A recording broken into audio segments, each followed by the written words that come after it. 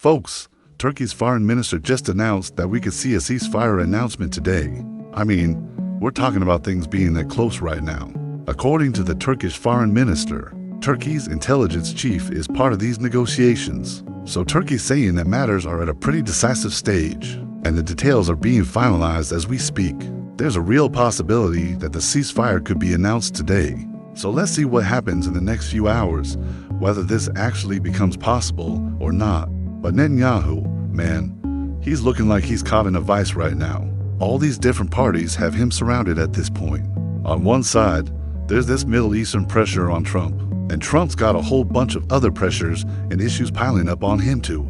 Right now, Netanyahu's looking like he's stuck in a serious squeeze. Meanwhile, the situation in Syria hasn't been resolved at all, hasn't stabilized whatsoever. It's just at a pause, you know. At any moment, things there could go in some terrifying direction. Clashes keep happening there constantly. Now you need to understand this. What we're seeing is basically a proxy war between Israel and Turkey that started up in Syria. Turkey's come out and said it straight up. The one destabilizing Syria, the biggest threat to Syria, is Israel, right?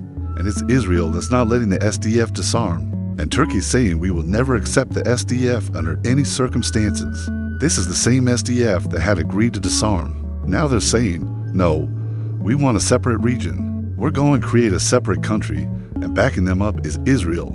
And obviously America's standing on Israel's side too. So when Israel wants Syria destabilized, Syria's destabilization means it's a direct threat to Turkey's national security. And obviously it's a threat to the entire region. But Turkey's borders and all these matters are being threatened. So Turkey's not going to tolerate this under any circumstances. They were kind of quiet for a while. Now they've come out and said clearly, we're not going to tolerate this, and we will use force. So a proxy war between Israel and Turkey and Syria has kicked off at this point. Meanwhile, Russia's preparing a massive army together with other nations. Citizens from other countries are enlisting in the Russian army. Before this, Yemenis have already gone there. There are reports from Laos, and North Korean forces have already joined Russian forces. Reports are coming in about multiple countries, where thousands of nationals are about to enlist in the Russian army. So Russia's preparing this huge force. Now the question is, what are they preparing for? There's definitely an understanding here. Definitely preparation for the possibility of a direct war with NATO. Europe's in a bizarre crisis right now, in a real panic. European weapons factories, the big secret ones, I'm talking about secret facilities. First, drones were circling over airports. Now the next step is that these secret factories are being surveilled by drones. So the question is Russia marking its targets? Where are their factories? Where are all their facilities? Airports, sure, everyone knows where airports are. But these are weapons factories, secret facilities. The ones that make their most important technology, and drones are circling over them. This is a new pattern that started up inside Europe. Now, during all this, a horrific truth has come to light from Middle Eastern governments. How are these Middle Eastern governments going to justify this?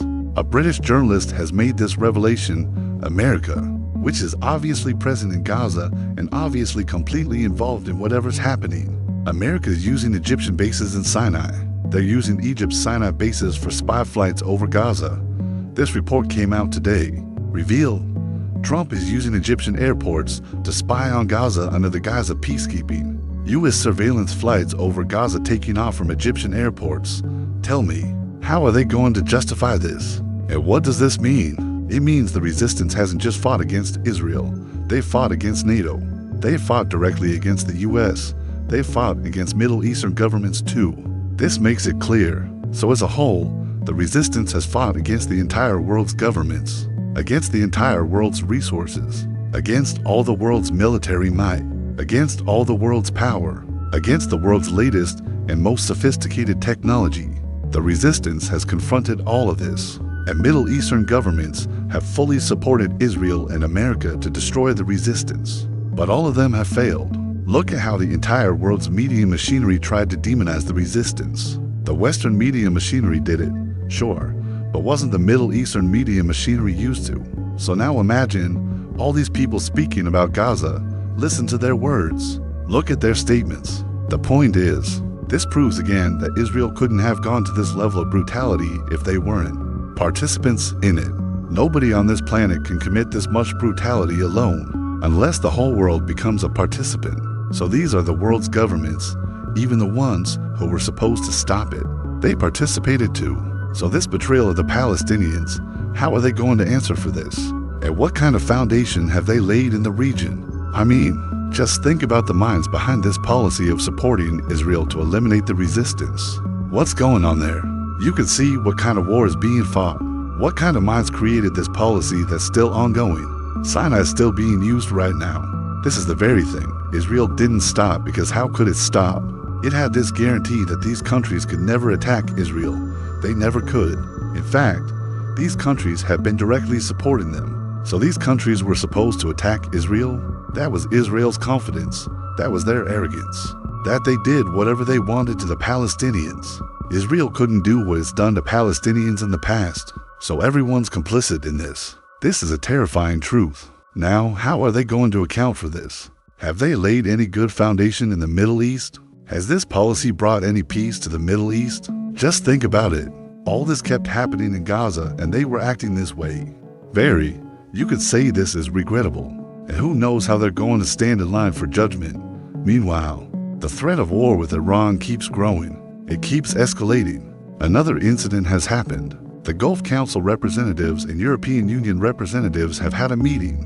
And look at what's being planned. A whole justification is being created, sometimes putting sanctions, sometimes using the nuclear excuse. Now another charge sheet has been filed against Iran. In this meeting, they said that there are 3 islands in the Gulf near the Strait of Hormuz that belong to Iran. They're claiming these belong to the UAE and the Gulf states, not Iran. This meeting happened between them and Iran's given a harsh response.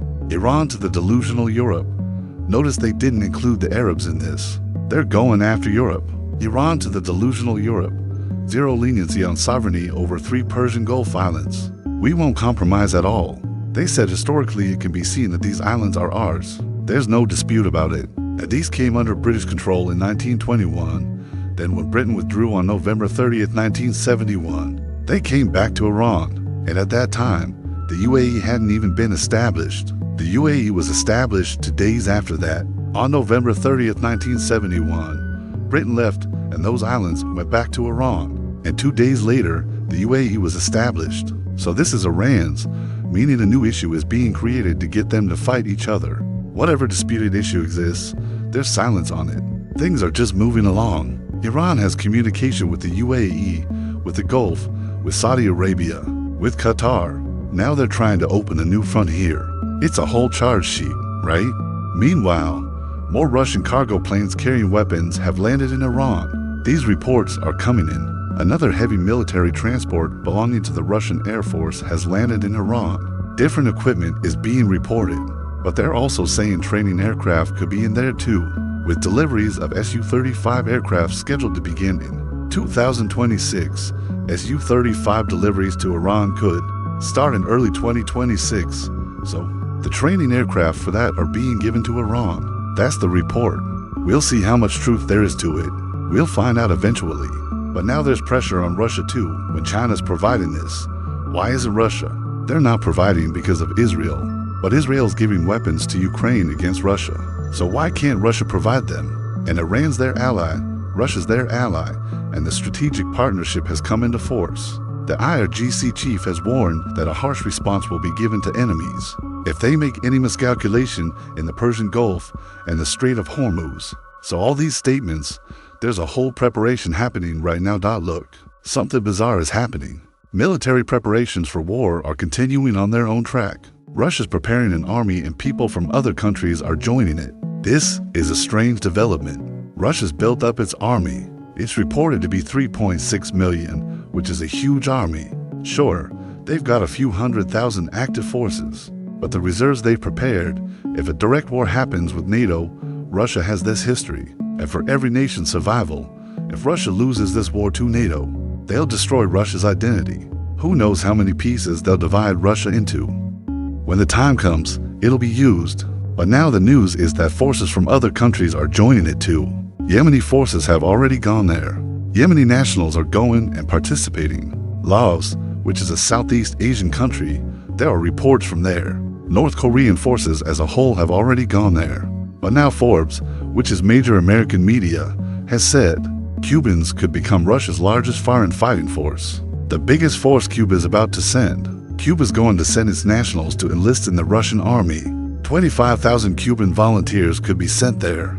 Foreign media reported that Russian army will soon recruit 25,000 Cuban volunteers. Look, just yesterday, there was this partnership between Cuba and Russia, this military alliance, and now this news is coming at 25,000, which would be the largest force from any country, bigger than Yemen's numbers, bigger than other countries. But this is the largest, so maybe forces from other countries have already gone or will go in the coming time. Or maybe from Africa they've already gone, or more will go from Africa. So this is a big symbol. Why is such a huge force being prepared? Meanwhile, what's emerging from American military sources? The time for the deal has come, and Netanyahu must understand that. American media is reporting from American military sources that the time for a deal has come. So look, you know what the deal is? If there's a ceasefire, why will it happen? What's the reason? Has some mercy come for the Palestinians? Has some serious will for peace emerged for them? No, nothing like that has happened. There are only 2 or 3 big reasons. I've stated them before. 1. Israel has lost on the ground. 2. American interests keep getting affected by Israel's war. 3. The international pressure that's been created. America's policies are isolating America itself because of its policy. The world has unilaterally recognized Palestine despite America's threats. So these are the big reasons. America's never going to say that the world recognized Palestine or there was defeat on the ground. That's why we took this step. No, they'll say we achieved a great victory, but behind it are these major reasons. America's money is being wasted here and it's not in America's interest. And then the internal opposition that's happening, and Trump's MAGA base is seriously angry. So these are 4 or 5 major factors. And Trump was brought in to get out of Middle East and other wars. He's getting dragged deeper into them instead. On one hand, there's the Zionist factor, how Trump will completely back away. But on top of that, American interests are demanding this. And the world's new realities are demanding that America's in a completely wrong direction. Supporting this kind of barbarity and funding it is not at all in their interest. So we'll see what decision gets made. But a proxy war has started in Syria, which had to happen. Now, if these Middle Eastern governments just sit with their eyes closed, the threat's not going to go away. If they start seeing Israel as a messiah and a prophet of peace, Israel's not going to become a prophet of peace. These are the same Turkish foreign ministers who, right after the regime fell in Syria, said Iran's a threat to the region. Iran said from their side, be careful next time when making statements. They didn't condemn further. They just said words should be used cautiously. Now these are Turkey's foreign ministers saying Israel's a threat to the region. Israel's the biggest threat to Syria, and now al-Shara came through New York. He's saying Hezbollah and Iran are the big threat. So look, stating wrong things won't achieve anything. Covering up for Israel won't make Israel spare anyone. From day one, look how open and simple this is. Israel attacking Syria, is that for peace? Occupying someone's land, killing their people, does that result in peace? Actually, you're creating such enmity that whatever regime sits there, even if they try to make friendship, people will throw that regime out. Saying you're making agreements with an enemy who killed our people and occupied our land. So now Turkey's come out openly. What's happened is the biggest problem is what's happening in southern Syria and what's happening in northern Syria. In the north, the big factor is the SDF, who want to separate Kurdistan and all that, and attacks happened from there all over Turkey. They had agreed to disarm, then backed away from it. Then recently, the American envoy went and met with them. After that meeting, they said they want a separate autonomous region. They demanded it from al-Shara. So Turkey's not naming America, but it's actually both America and Israel. And Israel's pressurizing America regarding whatever interests it has in Syria. So now Turkey's realized this matter won't be resolved this way. So today Turkey gave a clear message again. We stand with Syria. We will never accept this policy of splitting up Syria. Destabilizing Syria means it's a declaration of war against Turkey. So we'll come with full force. This is a major development there. Turkey and Syria's foreign ministers had a joint press conference just a while ago. Israel's interventions are destabilizing Syria, and it's a direct threat to Syria's national security. And what's a threat to Syria's security is a direct threat to Turkey's safety. The international community should take a serious and clear stance regarding Israel concerning Syria. What do they mean by international community? America and Europe will never take a clear stance. So that's why Turkey's realized how necessary Russia's presence is here to counter Israel. Turkey's foreign minister is saying the SDF is a direct threat to the security of Turkey and Syria. The SDF that Israel's supporting and America's supporting. So the SDF is a direct threat to Turkey. For Turkey's safety, it won't be afforded under any circumstances. And look, Washington's transferring theater of operations to northern Syria and northeast Syria. And this is happening when Israel's done what it wanted to do in southern Syria. All this is happening in northern Syria. And now Israel's not really interested in any security agreement with al-Shara. It just wants occupation there. No longer of the utmost importance to Tel Aviv. Washington is clashing with Turkey by organizing a reality at its southern border. That does not suit its national security because of Israel. America is also creating a direct problem for Turkey's interests, funding the SDF at their borders, which is a threat to them. So what happened was a clear message to Turkey. So in response, Turkey answered that it will not allow a threat to its national security. So what happened in recent months, and especially in the last 4 or 5 days? From this side, America and Israel did what they did. Now Turkey's clear response just came. Okay, if this is the decision that's been made, then we want to make clear we won't accept the SDF and we'll use force. Israel will never let Syria stabilize because it wants to keep Turkey on edge. And this is against Qatar's interests too, against Saudi Arabia's interests too. So now we'll see how these countries face this challenge. The root of every single problem will turn out to be Israel. According to the latest Human Rights Report, 1,200 targeted assassinations have happened in Syria in recent times. The other people killed are separate. 1,200 targeted assassinations. That's Syria's situation. And what's happening in Europe? Belgium's top secret factories, weapons factories, drones are being seen there. Belgium-based arms maker reports mounting cases of suspicious drone sightings. More and more unidentified drones are circling over them, flying over their secret factories of European air defense manufacturers. Now just imagine, the biggest question is who's sending these drones? And the second thing is, why isn't NATO shooting down these drones? Okay, they were over airports before. Now what's happening over secret factories? Drones are coming and they can't do anything about it. This is a pretty panic-inducing state of affairs. So the final point is this. Look, when America and Europe are busy with wars and supporting Israel's barbarity, what's China doing? China's rapidly pushing back their companies that hold a major share of their economy. Just take the example of electric vehicles. According to the latest report, BYD has left Tesla way behind. And 50% of global electric vehicle sales are just China's. That means of all the electric cars being sold globally, 50% of sales are China's. The other 50% includes America, Europe, Japan. The rest of the world is 50%. And China's captured 50% of global sales share. Just imagine, this is a massive shock. And Tesla, Elon Musk had made fun of BYD. Now Tesla's way behind. Bid's gone way ahead. Today, this report from the UK, 880% increase in Chinese electric vehicles there. The UK has become the largest market outside China. Chinese electric cars now account for over 50% of all car sales worldwide. So they're wasting money there, wasting their attention, their resources there. Where's the entire Trump administration sitting? Planning all this stuff about Gaza and Israel. How to fool everyone. Since they came, what have they been doing? Look, empires don't work this way. This empire is already in decline. America is a powerful country and it's been in many crises. It'll come out. They'll manage. Europeans will manage too. But I've said this before, these crises show you can't carry the burden of this colony anymore. Now they have to take care of themselves. They can't manage this colony. And this colony hasn't walked the path to manage itself either. It just kept firing guns from others' shoulders and said this will always be the case. They showed this arrogance in history and they're showing the same arrogance today.